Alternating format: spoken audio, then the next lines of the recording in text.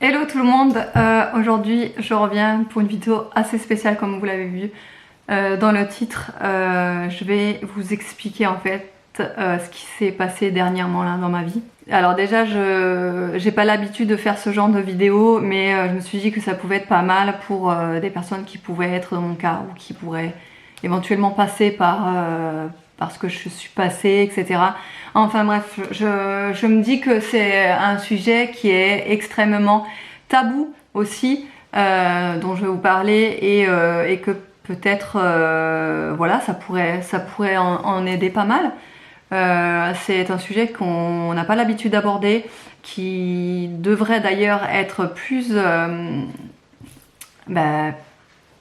répandu en fait, hein. Tout simplement parce que moi-même ça a été très compliqué. Bon, déjà je vais essayer de ne pas me faire avoir par mes émotions parce que ça va être compliqué aussi d'en parler, mais voilà. Alors en fin de compte,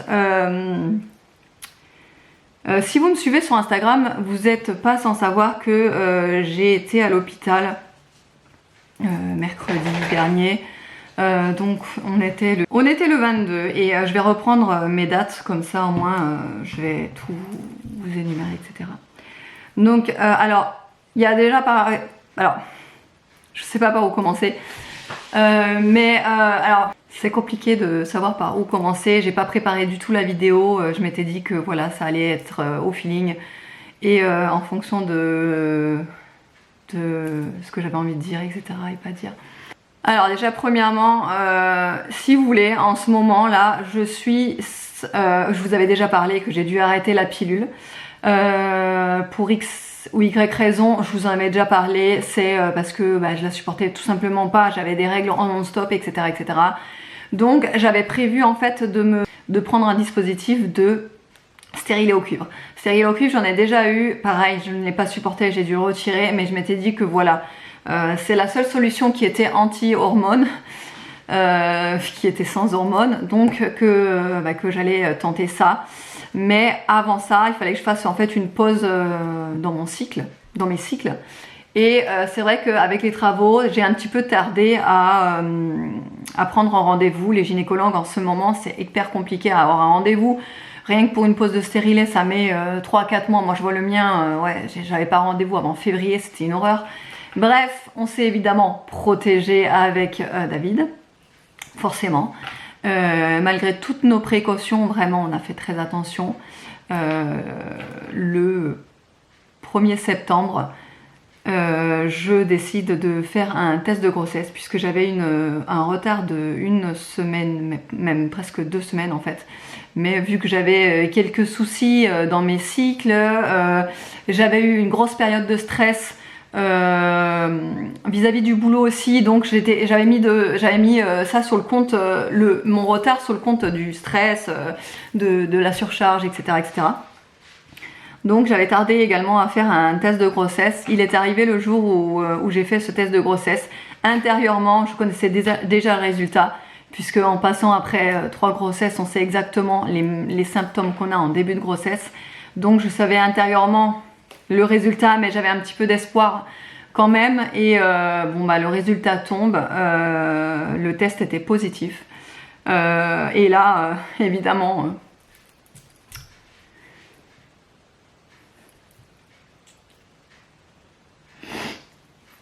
Bon, je suis désolée. J'avais prévu de me maquiller exprès pour me dire je vais pas pleurer, comme ça va m'empêcher de pleurer, etc. Essayer de me contrôler, etc. Mais évidemment c'est difficile d'en parler. C'est quand même quelque chose qui m'a traumatisée parce que je savais très bien que voilà, je pouvais pas garder, je pouvais pas continuer cette grossesse et jamais en fait.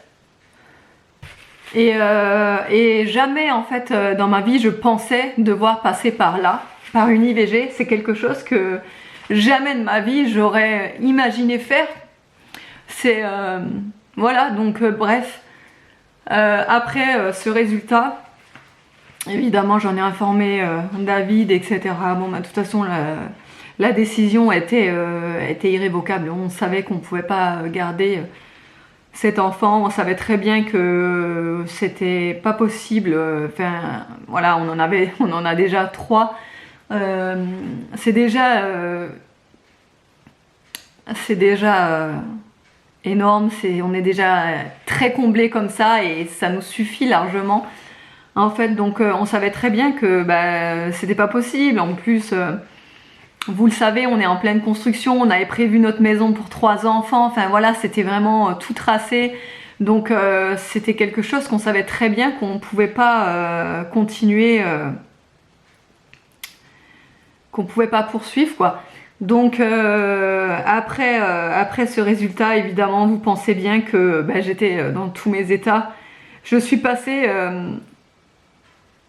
je pense, par toutes les phases, mais énormément par la tristesse, par un très gros sentiment de culpabilité. Du coup, en fait, ce que j'ai fait, j'ai directement appelé l'hôpital. Parce qu'ils ont un service d'IVG. Alors ça c'est pareil, c'est hyper compliqué de trouver par quelle démarche commencer, parce qu'on est très mal renseigné sur le sujet. On n'a aucune info, enfin je trouve que c'est vraiment... voilà, c'est mal suivi, on n'a aucune info, bref. Du coup, j'ai appelé l'hôpital, hyper compliqué à les avoir au téléphone. Ça aussi, c'est quelque chose que je pensais pas découvrir comme ça en fait. Je savais pas que c'était tellement mal accompagné. Je dois le dire, hein, franchement, on est mal accompagné dans cette démarche-là. Et donc du coup, ils m'ont demandé si j'avais déjà fait une prise de sang. Donc évidemment, je leur ai répondu que non, que je venais de la prendre, etc.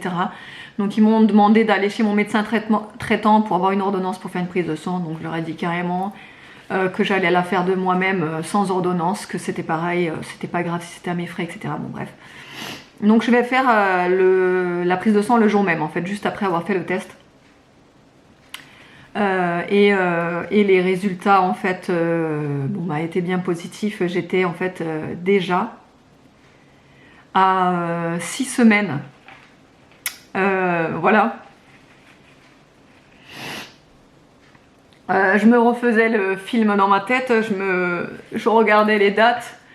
Quand ça tombait, je me refaisais mes journées, je me disais c'est pas possible, machin, enfin on s'est protégé, enfin bon bref. Vraiment un gros sentiment de culpabilité énorme, parce que je me dis, voilà, c'est très compliqué. Tout me passe par la tête, c'est très difficile d'encaisser la nouvelle. Ensuite, j'ai un rendez-vous finalement presque un peu moins d'une semaine après à l'hôpital avec une sage-femme. Donc je viens avec mes résultats, évidemment dans tous mes états. Donc je l'ai trouvée hyper glaciale. Mais elle avait pas beaucoup d'empathie en fait. Je sais pas, j'ai pas trop bien compris. J'ai trouvé vraiment la situation, les personnes très détachées en fait de la situation. Enfin, peut-être c'est normal, hein, c'est leur travail. Mais bon, en face, il y a quand même une personne qui passe par un moment très compliqué dans sa vie, donc j'aurais bien voulu juste un petit peu d'empathie, un peu de soutien, mais je ne l'ai pas trouvé. Bref, passons. Donc bon, elle me fait l'échographie, effectivement, j'étais bien de 6 semaines plus 3. Elle me questionne sur beaucoup de choses médicales. On me demande si j'ai déjà eu des enfants, si j'ai accouché par voie basse, etc. Donc elle me donne 3 premiers cachets en fait. Si vous voulez une IVG, ça se fait sur 2 temps. C'est-à-dire que vous prenez 3 premiers cachets. Par exemple, je vous dis un jour, le lundi. Et le mercredi, vous prenez le 2e cachet. Donc les 3 premiers cachets que vous prenez, en fait, ça arrête l'hormone de grossesse. Et le second cachet, ça expulse l'œuf. Voilà. Donc du coup j'ai pris ces 3 premiers cachets. Et elle m'avait expliqué que je risquais de saigner peut-être le lendemain, ou même peut-être que je risquais pas de saigner, que je saignerais que à la prise du 2e cachet, etc. Donc voilà, j'ai pris ces 3 premiers cachets et du coup, le lendemain soir, j'ai commencé à saigner. J'avais pas encore de douleur à ce moment-là, j'avais juste des pertes de sang. Et le mercredi matin, j'ai pris le 2e cachet. Enfin là, oui, le 2e cachet. Et en fin de compte, j'ai commencé à avoir des grosses douleurs. En plus, j'avais les enfants avec moi, puisque c'était un mercredi. Forcément, ils n'étaient pas au courant. Ils comprenaient pas pourquoi j'étais couchée sur le canapé et que je pouvais plus bouger. Tout ça, j'ai pas voulu vous le dire avant. Et d'ailleurs, j'ai pas voulu vous le dire en fait. Si j'ai pas dû aller à l'hôpital en fait. Je vous expliquerai tout pourquoi. Mais en gros, voilà, à la base je voulais rien vous dire parce que je voulais garder ça pour moi. C'est une histoire très compliquée. Enfin voilà, je pense que vous pouvez comprendre. Les jugements sur internet c'est très facile. Donc j'avais pas envie de ça en plus quoi. D'ailleurs là je vais mettre les commentaires en approbation parce que je sais que ça va être compliqué aussi au niveau des commentaires. C'est voilà, comme d'habitude. Mais bref. Ça s'est passé le mercredi, j'étais couchée, j'avais des fortes douleurs, c'était très compliqué à gérer, malgré les antidouleurs. Finalement, en fin de soirée, ça s'est un petit peu calmé. Évidemment, j'avais toujours ces pertes de sang avec des gros caillots, etc. Si vous voulez, j'ai pris le 2e cachet le 8. Nous sommes le 27 et j'ai toujours des pertes de sang. J'ai toujours des grosses douleurs. Enfin, du coup, avec cette interruption là où j'ai dû aller à l'hôpital, ça n'a pas amélioré la chose. En fin de compte, normalement, quand on prend le 2e cachet, au bout du 3e jour, c'est la journée la plus douloureuse, si vous voulez.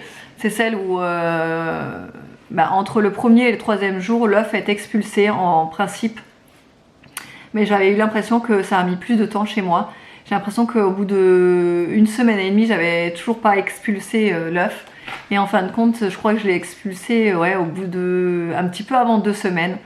C'est pour ça, je pense que ça a duré très longtemps, que j'avais beaucoup de douleurs, j'avais beaucoup de pertes de sang, j'étais très fatiguée. Malgré ça, je continuais à travailler sur le chantier parce que il fallait continuer à vivre quoi, même si j'aurais dû me reposer.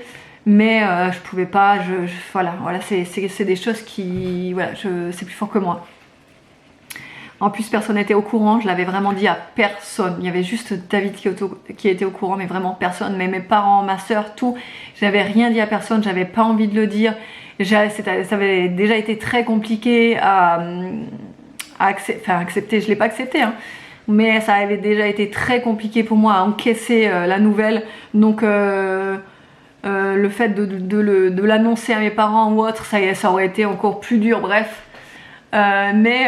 Du coup, pile poil 2 semaines après le 2e cachet, c'était un mercredi d'ailleurs, justement ça faisait pile poil 2 semaines. On était sur le chantier avec mes parents le matin et je commençais à avoir mal au ventre, mais bon... je connaissais ces douleurs quoi, c'est comme des douleurs de contraction d'accouchement, donc j'essayais de les gérer, je disais rien, je continuais à faire ce que je faisais et au bout d'un moment ça me faisait vraiment très mal, au point où en fait j'ai failli tomber dans les pommes. Je me voyais partir, heureusement mon père m'a retenue et j'avais vraiment l'impression que il se passait quelque chose de pas normal.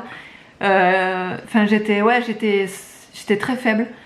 Je savais quelque chose, je sentais qu'il se passait un truc pas normal, que c'était pas la douleur habituelle, que c'était beaucoup plus, que je me sentais vraiment pas bien, j'avais comme des nausées, je savais pas si j'avais envie de vomir, je savais pas si... enfin bref. Et je me repose tout et au bout d'un moment j'allais vraiment pas bien et c'est là qu'en fait j'annonce à mes parents pourquoi j'ai envie d'aller à l'hôpital. En fait, je leur dis, il faudrait peut-être aller à l'hôpital parce que, en fin de compte, il y a 2 semaines, j'ai dû passer par une IVG, etc., etc. Donc c'est là que j'ai dû leur dire. puisque ça aurait été ma mère qui aurait dû m'amener à l'hôpital parce que j'étais incapable de rouler. Bon, donc du coup j'ai dû leur annoncer comme ça en fait. Ni une ni deux, en fait, elle m'a amenée à l'hôpital. Alors ça c'est pareil. En premier, je suis allée à un hôpital qui était le plus proche du chantier, si vous voulez. Et en fin de compte, aux urgences, on m'a dit comme quoi il n'y avait pas de service gynécologique, donc en fait qu'il fallait aller dans l'autre hôpital. Voilà, bon, c'est pareil.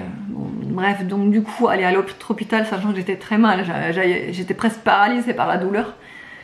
Je savais pas ce qui m'arrivait, dans ma tête je me disais que peut-être que j'étais en train de faire une infection ou je sais pas. Vous voyez, on est vraiment tellement qu'on est mal suivi parce qu'en fait après le deuxième cachet, si vous voulez, on n'a plus aucun rendez-vous, on n'a plus aucun suivi, on nous laisse vraiment dans la nature. C'est très compliqué, je trouve. L'IVG est mal suivi. En France, heureusement on y a droit, j'ai envie de vous dire. Bon on s'est battu pour ça, mais c'est encore très mal suivi, c'est encore tabou quoi, c'est encore trop tabou. Donc du coup, quand il nous arrive un truc comme ça, on sait pas ce qu'il faut faire, voilà, on sait pas. Donc arrivé à l'hôpital, je vais là où j'étais censée, là où je suis allée en premier pour le service de l'IVG, là où j'ai pris mes 3 premiers cachets. Et en fin de compte, le vigile à l'entrée me dit: est-ce que vous avez le pass? Là j'ai dit non, j'ai pas le pass, mais par contre c'est une urgence. J'ai très mal, j'ai fait une IVG il y a 2 semaines, je suis paralysée de douleur, j'aimerais rentrer voir quelqu'un parce que je suis pas bien.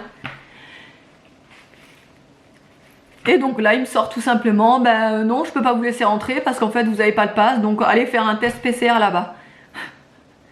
Donc là j'ai dit en fait c'est pas possible, parce que là c'est pas possible, je peux pas faire de test PCR encore, attendre les résultats, etc. Alors il me dit allez de l'autre côté alors aux urgences hein. Ok. Bref, je vais aux urgences en face du coup, là où ça réunit toutes les urgences regroupées si vous voulez. Heureusement ils m'ont pris rapidement, d'ailleurs j'ai été étonnée de la rapidité où ils m'ont pris. J'ai même pas attendu 5 minutes en fait en salle d'attente, pourtant c'était bondé, bref. Ils m'ont pris tout de suite, prise de sang, perf, antidouleur, spasmon, etc. Et en fin de compte, là, l'attente interminable commence. Donc en fait, j'ai attendu 3 heures dans cette pièce, sur un lit, pour avoir des résultats sanguins et qui s'avèrent pas très bons. Je vais voir un gynéco. Donc en fait, tout ça s'est passé en l'espace de quand même 6h30. J'étais très fatiguée, j'avais mal, enfin bref. J'avais pas mangé depuis le matin, 7h, bref, enfin, j'avais pas bu, pareil, j'avais même pas pensé à demander à boire, donc en fait depuis le matin 8h, j'avais pas bu, j'avais pas une goutte d'eau dans la bouche, c'était compliqué. Et je passe chez un gynéco donc, qui me fait une échographie, ça aussi ça a été, parce que du coup j'étais pas préparée en fait, je saignais, j'étais pas prête pour quand on se prépare pour aller chez un gynéco, si vous voyez ce que je veux dire.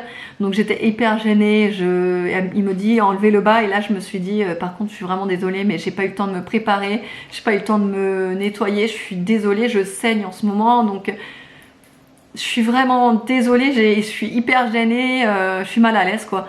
Il me dit vous inquiétez pas, j'ai l'habitude, bon bref. Et il me fait cette échographie, donc il regarde, donc déjà il m'annonce que tout est bien parti. L'œuf est plus là, l'utérus est bien fermé, enfin bien fermé si vous voulez, il n'y a plus rien dans l'utérus, sauf que il me dit qu'il voit une trace de kyste en fait, qui n'y est plus, enfin il m'explique qu'il voit la trace d'un kyste mais qui est plus.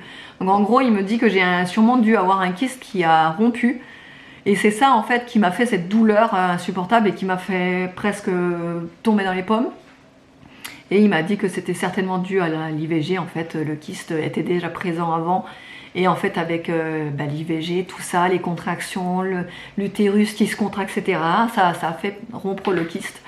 Et donc ça a répandu du liquide dans mon utérus, et c'est ça qui m'a provoqué de grosses douleurs. Donc voilà, voilà, il me dit que ça devrait passer dans les jours qui suivent. Il m'a prescrit des anti-inflammatoires, des antidouleurs, etc., etc. Donc voilà où j'en suis. Là on est lundi, donc ça s'est passé mercredi. hier soir, dimanche, j'ai été paralysée de douleur dans le canapé. Je sais pas ce qui s'est passé. Je disais à David, je sais pas ce qui se passe. Je peux plus, ça m'a coupé la respiration, je sais plus quoi faire. Donc je sais même pas si je dois reprendre un rendez-vous chez sa médecin, chez un gynécologue, chez aller aux urgences, je sais pas trop. Là ça va mieux, du coup c'est passé après la nuit. Mais c'est compliqué, tous les jours en fait j'ai l'impression d'avoir mal tout le temps. Voilà, donc c'est très compliqué, c'est une épreuve compliquée, mais je voulais quand même vous en parler parce que vraiment c'est un sujet hyper tabou. J'ai presque, quand j'ai voulu chercher des témoignages, j'en ai trouvé, mais voilà, il y avait presque rien quoi. Donc surtout si vous passez par une épreuve comme ça, soyez entourés. Je pense que c'est le plus important déjà. Soyez entourés, parlez-en autour de vous. Moi j'ai fait la bêtise de ne pas en parler, j'aurais peut-être dû en parler. C'est vrai qu'après en avoir parlé à mes parents, ça m'a soulagée en fait d'en avoir parlé. Parce que j'avais cette conscience-là de me dire je leur cache quelque chose. Et déjà j'étais pas bien, vous voyez. Donc bref, il faut en parler. Je pense que ça devrait pas être tabou ce sujet. Et c'est des choses qui arrivent. C'est des choses difficiles à prendre. C'est une décision très difficile à prendre. Mais voilà, c'est des choses qui sont nécessaires par moment. Donc voilà, j'espère que vous serez vraiment indulgente au niveau des commentaires. Alors je cherche pas de soutien, je cherche surtout par contre pas de jugement. Vous connaissez pas mes antécédents en fait. C'est ça aussi que je voulais vous dire, c'est vous ne connaissez pas mes antécédents au niveau de la contraception. Parce que je vois déjà les commentaires. Bah c'est sûr que si vous vous protégez pas, ça devait arriver, des choses comme ça. Non, non. Voilà, merci de vous abstenir sur ce genre de commentaires. De toute façon, je vous ai dit, les commentaires seront en approbation. Comme ça, au moins, je serai sûre. Voilà, mais j'espère que mon témoignage pourra vous aider. Surtout, je suis sûre qu'autour de vous, il y a des personnes qui ont dû passer par cette épreuve et qui n'ont rien dit. Donc voilà, si vous voyez, si vous avez des amis qui passent par là, juste soyez là pour eux. Juste un soutien, je suis avec toi. En fait, ça suffit parce que c'est vraiment compliqué d'être dans une situation pareille, donc juste un peu de soutien, franchement ça suffit largement et puis ça passera avec le temps. Même si j'y pense évidemment tous les jours. Et je devrais même pas, en fait je devrais pas m'infliger ça. Mais je fais le calcul dans ma tête, tiens. Bon bref. Voilà, je vais arrêter là, ça fait très longtemps que je parle. J'espère que la vidéo quand même aura pu vous aider, aura pu aider quelques personnes. N'hésitez pas à venir me parler si vous passez par cette épreuve-là, si vous voulez des explications sur certaines choses peut-être, je sais pas. N'hésitez pas, de toute façon je pourrais vous répondre sur Instagram, n'hésitez pas à venir me poser des questions. Voilà, allez, je vous fais de gros bisous et je vous dis à la prochaine.